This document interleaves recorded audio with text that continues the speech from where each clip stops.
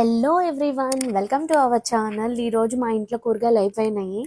Every week ఫ్రెష్గా మేము ఎప్పటికప్పుడు వెజిటబుల్స్ తీసుకొస్తాము. ఎర్లీ మార్నింగ్ వెళ్తాము. ఎర్లీ మార్నింగ్ అయితే కనుక అన్ని వెజిటబుల్స్ ఫ్రెష్గా ఉంటాయి. మనం ఈవినింగ్ ఆఫ్టర్నూన్కి వెళ్ళేటప్పటికి అందరూ మంచి మంచివి ఏరుకొని తీసుకెళ్ళిపోతారు కదా. సో అప్పటికి కొంచెం వడిలిపోయినట్టు అవుతాయి అనమాట. పొద్దున్నే వెళ్తే కనుక అప్పుడే అంతా స్టాక్ అయిపోతే రీస్టాక్ చేయడం, మళ్ళీ అప్పుడే తెప్పించి సర్దుతూ ఉంటారు కదా. సో అన్నీ ఫ్రెష్గానే ఉంటాయి. ఫ్రెష్గా ఉన్న వెజిటేబుల్స్ కనుక మనం తెచ్చుకుంటే అవి ఎక్కువ రోజులు స్టోర్ చేసుకోవడానికి కొంచెం వీలుగా ఉంటాయి. అండ్ పైగా ఏ కూరగాయలు తెచ్చినా సరే ఏవైతే పాడైపోతాయి అవి ముందుగా చేసుకోవాలి. మనం 1-2 రోజుల్లో ఏవైతే పాడైపోతాయి అవి ప్రిపేర్ చేసేసుకొని కొంచెం నిలువ ఉండేవి కొంచెం ఆపుకోవచ్చు. అంటే వంకాయలు, బంగాళదుంపలు, చిక్కుడుకాయలు ఇలాంటివి కొద్ది రోజులు ఆపొచ్చు.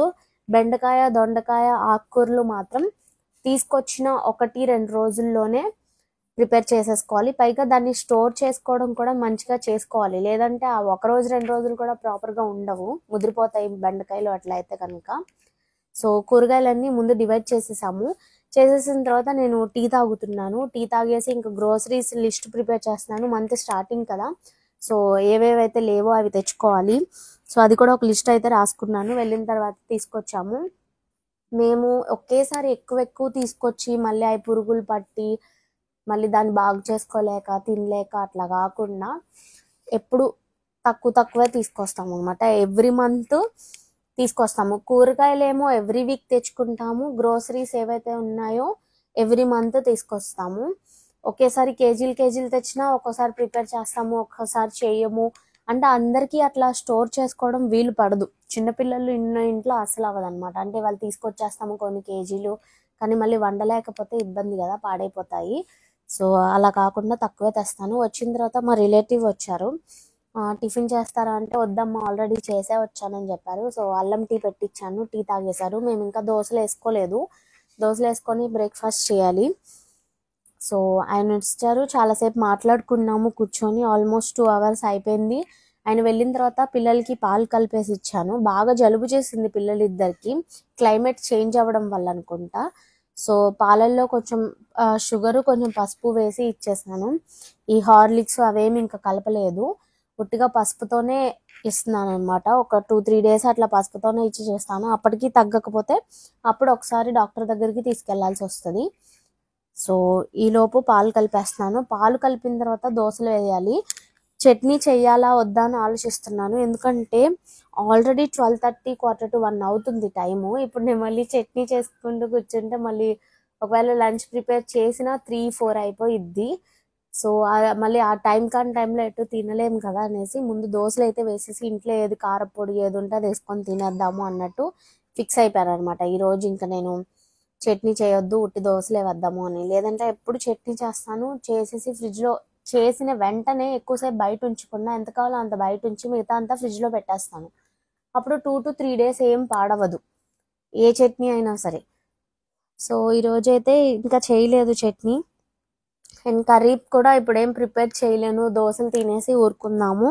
ఇంకా డిన్నర్కే చేస్తాను, లేదంటే ఎర్లీగా 6-7కే డిన్నర్ ప్రిపేర్ చేద్దాము అనుకున్నాను. ఇంకా దోశలు తినేసి ముందు కాసేపు పడుకోవాలి. బాగా టైర్డ్ అయిపోయాను అనమాట ఈరోజు నేను. అంటే కూరగాయలు తెచ్చుకోవడము, మళ్ళీ గ్రోసరీస్ తెచ్చుకోవడం, ఆ తెచ్చుకున్న గ్రోసరీస్ అన్ని డబ్బాల్లో వేసి ఫిల్ చేయడం, వీటన్నిటి వల్ల చాలా టైర్డ్ అయిపోయాను. దానివల్ల నేను ఇంకే పని చేయలేకపోయాను. సో ఎప్పుడెప్పుడు తినేసి కాసేపు పడుకుందామా, నిద్రపోదాము అన్నట్టు అనిపించింది. సో లేచాకే కుకింగ్ అయినా ఏదైనా అనుకున్నా. కూరగాయలు కూడా అక్కడే ఉన్నాయి, సర్దలేదు. అన్ని డివైడ్ అయితే చేసాం కానీ ఇంకా ఫ్రిడ్జ్లో స్పేస్ లేదు. ముందు అది ఫ్రిడ్జ్లో అంతా ఖాళీ చేసి అవన్నీ సెట్ చేయాలి. ఈరోజు కూరగాయలు తీసుకొచ్చి సర్దుకున్న తర్వాత అప్పుడే చాలా లేట్ అయిపోయింది. దోశలు వేసుకొని తిన్నాం. దోశలు 1కి 12:30 మధ్యలో వేసుకొని తిన్నాము. సో లంచ్కి అయిపోయింది కదా, ఇంక ఇప్పుడు ఏం ప్రిపేర్ చేయలేను. కాసేపు రెస్ట్ తీసుకోవాలనుకున్నాను. ఆ రెస్ట్ తీసుకోవడం మధ్యలో పిల్లల కోసం మళ్ళీ లేస్తూ పడుకొని టీవీ చూసుకుంటూ అట్లా ఇప్పుడు టైం నైట్ 9 అయింది. ఇప్పటికీ ఆ కూరగాయలు అయితే అన్ని తీసి ఆ సంచిలో పెట్టాను కానీ అవి ఫ్రిడ్జ్లో సర్దలేదు. సో అవి సర్దుకొని ఇప్పుడు డిన్నర్ ప్రిపరేషన్ ఏంటో చూడాలి. దానికంటే ముందు స్ట్రాంగ్గా ఒక టీ తాగితే కాస్త గిడెక్ పోయింది. తర్వాత మిగతా పని కంటిన్యూ చేసుకోవాలి ఈరోజుకి. తర్వాత మెంతికూర కడిగేసాను. మెంతికూర కడిగేసి చపాతీ పిండి కలుపుతున్నాను. మెంతికూర రోటీస్ చేద్దామని డిసైడ్ అయ్యాను. దీంట్లో కొంచెం వాము, సాల్ట్, కొంచెం ఆయిల్ కొంచెం మీగడ వేసేసి చపాతీ పిండి అయితే కలిపేసి పక్కన పెట్టుకున్నాను. కలుపుతున్నప్పుడు డౌట్ వచ్చింది, పిండి బాగా పలుచగా అయిపోయిందని చెప్పి. ఇంకెంత పిండిని కలుపుతాను అలా పలుచగా అవుతుంది అని చెప్పి. సో పలుచగా ఉంటే ఉందిలే, ఎక్కువగా పిండి అద్దుకొని కనుక మనం ప్రిపేర్ చేస్తే బాగానే వస్తాయిలే అని చెప్పేసి ఇంకా ఎలాగోలా కలిపేసి దీన్ని కవర్ చేసేసి పక్కన పెట్టేశాను. గాలికి అలా ఉంచేసినా కూడా కొంచెం గట్టిపడేదేమో, అలా కూడా పెట్టలేదు. దీన్ని మంచిగా కవర్ చేసేసి ఎప్పుడు మనం ఎలా ప్రిపేర్ చేస్తామో అట్లా చేసేసి మంచిగా దాన్ని పక్కన పెట్టేశాను అనమాట. పెట్టేసిన తర్వాత ఆకుకూరలు పొద్దున్నవి అసలు కట్ చేయలేదు, అవి ముడుచుకుపోయినట్టు అయిపోతున్నాయి. ఆల్రెడీ చాలా డిలే అయిపోయింది. ఎప్పుడు తీసుకొచ్చినా వెంటనే సెట్ చేసి పెట్టేస్తా, కానీ వాళ్ళ పని ఎక్కువ అయిపోయినట్టు అనిపించింది బాగా నాకు. సో నేనేం చేశాను, ఆకుకూరలు కట్ చేయలేదు. సో ఇప్పుడైనా చేసేసి ముందు పేపర్స్లో అట్లా ర్యాప్ చేసేసి ఫ్రిడ్జ్లో పెట్టేద్దామని డిసైడ్ అయ్యి, ఇంకా ఫ్రిడ్జ్లో ఏమేమి ఉన్నాయో అవన్నీ ఖాళీ చేసేసి ఇప్పుడు తీసుకొచ్చినవన్నీ కూడా ఫిల్ చేస్తాను. చేసేసిన తర్వాత ఆకుకూరలు కట్ చేశాను. ఆకుకూరలు కట్ చేసి అవి కూడా డబ్బాల్లో, పేపర్లో, కవర్స్లో అన్ని ప్యాక్ చేసి ఫ్రిడ్జ్లో పెట్టా. ఇప్పుడు మేము తీసుకొచ్చిన కూరగాయలు మాకు ఒక్కోసారి 1 వీక్ వస్తుంది, ఒక్కోసారి 8 డేస్ 9 డేస్ కూడా వస్తుంది అనమాట. సో నేను ఒక బుక్లో రాసుకుంటాను ఈ వీక్ అంతా ఏం ప్రిపేర్ చేయాలి అనేది. తీసుకొచ్చిన కూరగాయలన్నీ 2 కూరలు 3 కూరలు ఆ రకంగా నేను డివైడ్ చేసుకొని ఏది ముందు ఏది వెనక అనేది కూడా ప్రిపేర్ చేసి కుక్ చేస్తాను. ఇప్పుడు తీసుకొచ్చిన కూరగాయలతోనే బ్రేక్ఫాస్ట్, లంచ్, డిన్నరు అండ్ పిల్లల ఫుడ్లో కూడా కొంచెం వెజిటబుల్స్ వేయడం, అట్లాగా అన్ని విధాలుగా కూడా ఇవి సరిపోతాయి. ఒకేసారి ఆ విధంగా పనికొచ్చేలాగే తీసుకొస్తాను అనమాట వీక్ అంతా. అండ్ కూరగాయలు తీసుకొచ్చేటప్పుడు ముందే నేను డిసైడ్ అవుతా, లాస్ట్ వీక్ ఏం తీసుకొచ్చాను మళ్ళీ నెక్స్ట్ వీక్ అవి కాకుండా వేరేవి తీసుకురావడానికి ట్రై చేస్తాను. వెజిటేరియన్స్లో చాలా వెరైటీస్ ఉంటాయి, మనం ప్లాన్గా కుక్ చేసుకుంటే తిన్నది తినకుండా రిపీట్ కాకుండా తినొచ్చు. సో ఆ రకంగా కరేపాకు వాళ్ళు కొన్నప్పుడు కొద్దిగా ఫ్రీ ఇస్తారు కదా, ఫస్ట్ నేను ఆకుకూరలు తీసుకున్నాక కొంచెం కరేపాకు ఇవ్వండి అని అడుగుతాను. పైగా మళ్ళీ ఇంకో 5 రూపీస్ చేంజ్ ఎప్పుడు నా దగ్గర క్యారీ చేసి ఒక 5 రూపీస్ వాళ్ళకి ఇచ్చి ఇంకా కరేపాకు తీసుకొస్తాను. నాకు కరేపాకు జ్యూస్ తాగుతాను నేను, హెయిర్ ఫాల్ బాగా ఉండడం వల్ల. సో అయినా సరే ఇప్పటికైతే ఏం కంట్రోల్ కాలేదు, మరి ఎప్పటికి తగ్గిద్దో తెలియదు. కానీ డాక్టర్ని కూడా కనుక్కుంటే న్యూ మామ్స్కి అట్లాగే ఉండిద్ది, చాలా మందికి ఇట్లా ప్రాబ్లం ఉండిద్ది అని చెప్పారు. ఇంకా కావాలంటే మెడిసిన్ సప్లిమెంట్స్ వాడొచ్చు అని చెప్పారు. సో మెడిసిన్ అయితే కొన్ని తీసుకుంటున్నాను. ఆల్రెడీ నాకు హెడ్ ఎక్ అట్లా వస్తూ ఉంటుంది 2 డేస్కి. సో దానికి మెడిసిన్సే వాడుతున్నాను. మళ్ళీ ఎక్కడ వాడేదని చెప్పేసి సరే మనకు తెలిసిన కొన్ని టిప్స్ ఉంటాయి కదా, ఆ టిప్స్లోనే ఫాలో చేసేద్దాంలే అనేసి ఇంకూరుకున్నాను. చపాతీ పిండి బాగా పలుచగా అయిపోయింది, పిండి అద్దుకొని ఎట్లాగో అట్లా చేస్తున్నాను. అండ్ మా ఇంటి దగ్గర అందరూ ఒక స్కీమ్ గురించి చెప్పుకుంటున్నారు పోస్ట్ ఆఫీస్కి సంబంధించి.